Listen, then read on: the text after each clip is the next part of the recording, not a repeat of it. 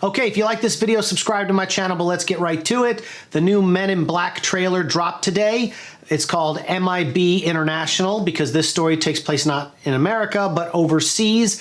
It stars Tessa Thompson, Liam Neeson, Rebecca Ferguson, who was in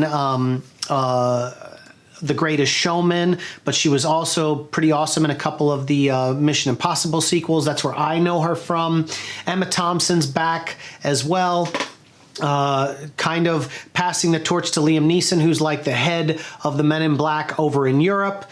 So again, we've got another pairing here of Tessa Thompson, who's like the Will Smith character, and we've got Chris Hemsworth, who's like Tommy Lee Jones, the more seasoned person that is paired up together. So the formula is kind of probably going to stay the same. And there was nothing that was like, wow, this is the best movie on the planet. It looks like, okay, this is just another sequel. We've seen a lot of the same things in this trailer that have already happened in the other three films. You know, the little cricket, the noisy cricket.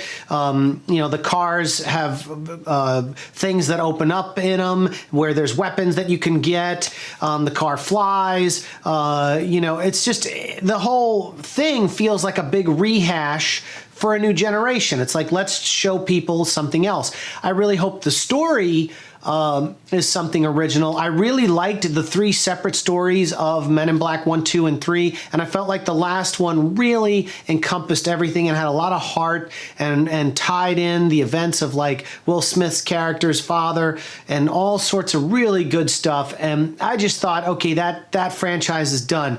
But lo and behold, we got another one here. So I really hope they can capture lightning in a bottle twice. I don't know. I'm not feeling it. One of the things that bothered me the most about the trailer is just the alien species all seem to be all CGI. Like CGI animated heads on top of actors. Like maybe they were wearing a green screen hoodie or something.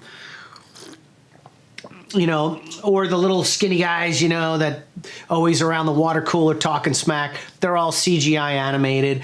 And, you know, it just goes to show you, like, Rick Baker, who retired from doing makeup effects and everything, and the fact that makeup effects have really gone down to the wayside with all the CGI use that they're doing now. I mean, even, you know, de-aging and all the kind of stuff that they're doing when creatures morph, whether it's a werewolf or whatever. I mean, they just don't use practical effects, makeup effects, as much as they should. And so, like, for me, that kind of pulled me out of some of those scenes because it really would be nice to see some... They've done some revolutionizing work with animatronics, and the stuff that they really can do now with remote controls and RC, it's just mind-blowing. And yeah, it probably costs more money to develop those type of things versus somebody in front of a computer, you know, doing it. But as far as like real life and knowing you can touch something and it has a physical presence, I think always outwins when it comes to sci-fi films. The more CGI, the kind of it gets. It's kind of like what I was feeling when I saw the trailer for Hellboy. A lot of CGI, over-the-top CGI with these giant monsters, you know, the size of buildings, and I'm just kind of like, ugh, ugh.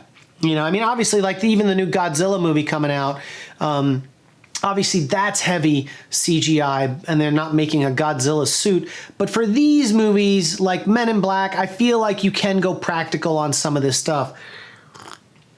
But I'm just not seeing it. So... am I going to rush out to the theater and see this movie? No. I loved Men in Black 1, 2, and 3, and I saw all those in the theaters, and I feel like that's a really good series in itself. This one, I'm streaming, man. I'm waiting for it to be released online for streaming services, whether it be Netflix or whatever platform that is, HBO.